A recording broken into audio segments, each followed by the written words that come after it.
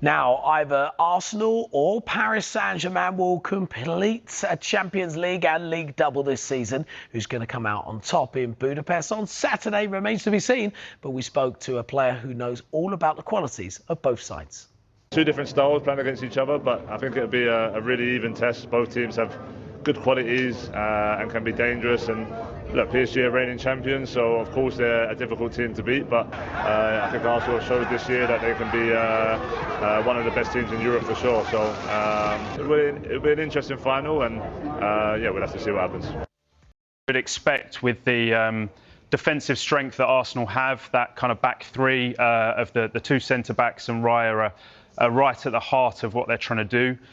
Looking at it from a data perspective, Saliba and Gabriel actually complement each other really nicely. So Gabriel's a really high performer when you look at breaking up passes to the man he's marking. Saliba, one of the highest performers in the competition when it comes to turnovers and interceptions, breaking up play.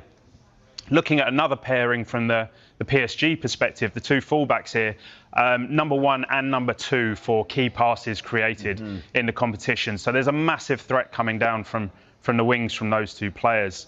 So moving into the midfield, the PSG guys in here, the top two players in distances covered in the competition. They are covering huge amounts of ground, and you can see that when you watch them play, the pressure they put on other teams.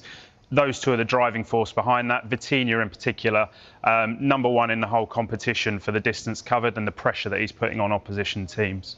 And then looking at the front line, I mean, arguably for me right now, Kvaratskhelia, he is, probably the best player in the world right now, I would argue. And all the stats that you would expect for him to be in the top performers for take-ons, for ball carried into the box. He's been phenomenal for them this season, and he's a top performer when it comes to the knockout stages of the Champions League as well. Yeah, that's a frightening team there, by the way. But I think actually when you look at that data, I think a lot of fans would probably pick that 11 actually, I think, out of the combined 11. I mean, Kvaratskhelia, what a player he is. Look, there's lots to talk about Arsenal's set-piece prowess, and certainly going to have trouble probably dealing with that side of the pitch, the PSG left-hand side. But how crucial are set-pieces going to be? Yeah, I mean, look, we've talked about this all season, right, and how threatening Arsenal have been from them. We're going to focus on the attacking side here, but they've been rock solid on the defensive side as well. But the threat, well, actually, largely is coming through the corners, as we know. And Declan Rice's side, whipping the ball in, from that left-hand side on his right foot is where most of that threat's being created, as you can see up at the top here. Obviously, the most goals from corners in the Premier League ever, which is a huge part of their game. And, the data shows that you're twice as likely to score from a set piece, so why not try and exploit that part of the game as much as possible? Most of Arsenal fans like myself that have been watching, they'll know that it's those threatening in-swingers that are coming in, putting the keeper under pressure. They do quite a lot of work at the back post and bringing players coming in from behind the defence into the 6-yard box and really crowding that area, making it difficult for man marking assignments, making it difficult for the goalkeepers to get through traffic. And you can see only a tiny fraction of them, they're looking as an outswinger away from the goal.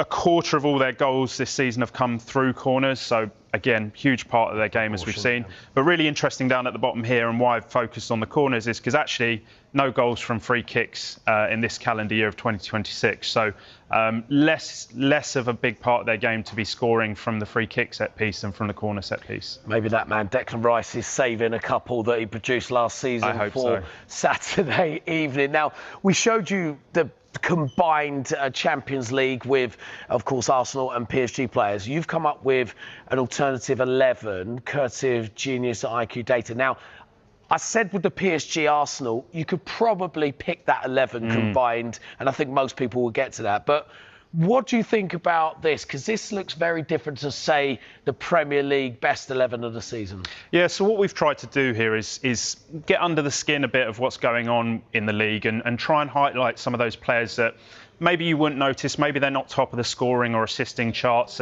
but they are doing some incredible work for their sides. I think some great examples here are with Truffert, for example.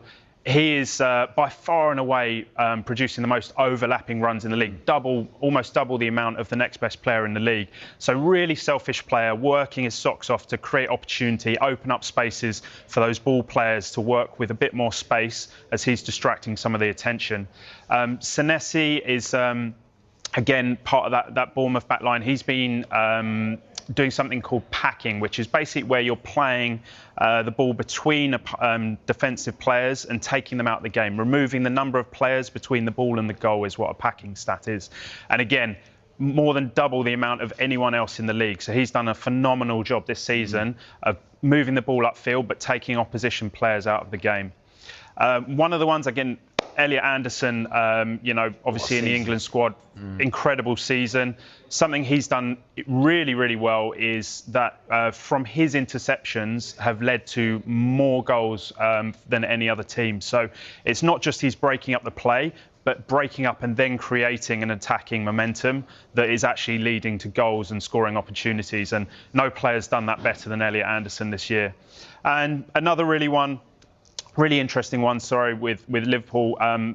Szoboszlai obviously is not well known for what he's been doing from set pieces, free kicks and contributing going forward. But actually in terms of the pressure that he puts on players and the speed at which he presses those opposition players, faster and more intense than any other player in the league. So a great off-the-ball player as well as on the ball. Yeah, it's a good look at the alternative 11 there, actually. All certain the way they can adapt games. I'll tell you what, fantasy Premier League managers be looking at that as well, especially someone like Senesi in there too. Just quickly, Anthony Gordon, lots of talk. Sounds like he's closing in on a move to Barcelona. Look, tell us statistically why they'd be interested in him. Yeah, so really interesting signing for Barcelona. I think if you look at this on paper, this is going to be just a really, really strong backup for them. They've got a wonderful front three. Obviously, he's going to struggle to displace Rafinha or Lamine Yamal on the other side. And as you can see here, doesn't spend an awful lot of time on the right-hand side of the pitch. But with Lewandowski leaving, I think you might see more of him playing through the middle. And what they asked them to do in Barcelona really is interchangeably move around within those front three. And I think is a great backup option to their starting front three. I think a really good signing. And, in the same way that Rashford's had a really good season for them, I hope the same for Anthony Gordon there as well. Yep, James, look, brilliant stuff. Really interesting data from Genius IQ and what you guys are doing. Very interesting. I've got about 20 seconds to go. Arsenal, PSG, you're going out there. Arsenal going to bring the trophy home? I am. I'm going to back the boys, make it the 3 English wins in 3 European competitions this season. I think we can get the job done. Yeah, it'd be a good end to the season. James Young, thank you so much. Powerful comments from Graham Souness last night. He hit out at Mohamed Salah over his conduct during his final season at Liverpool. Salah, I'm sure you all remember, he went public with the criticism of Arne Slot on more than one occasion during the campaign before an emotional farewell at Anfield on Sunday. I think Salah was a major problem to him. I'm a bit disappointed in him the way he's left. It's all about him. He should have gone gracefully and he's not done that. And I was at it's not called it the Community Shield at the start of the season. Saw him play at Wembley against Crystal Palace. He was not very good in that game, and that's the sort of season he's had. He should have accepted his situation and not come out with the selfish words he came out with after the Leeds United game, I think it was. Accept that your best days are behind you. Don't come out and blame everyone else. And he's tried to drag the manager down with him. I find that so disappointing.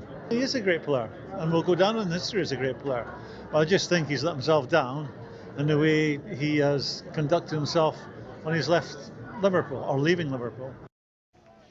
Well, Souness also backed head coach Arne Slot and called for him to be given more time at Anfield. Souness felt the fault for Liverpool's disappointing season lay elsewhere. You don't win a league and then become a bad manager. He will have been doing nothing different this year, but for whatever reason it's just not worked for him. But you can look at the players that came in and all the money they spent. They've not done the business for him. But you'd also have to say the ones who were already there from the year before haven't done the business for him. And that's why we're talking about Salah in that way.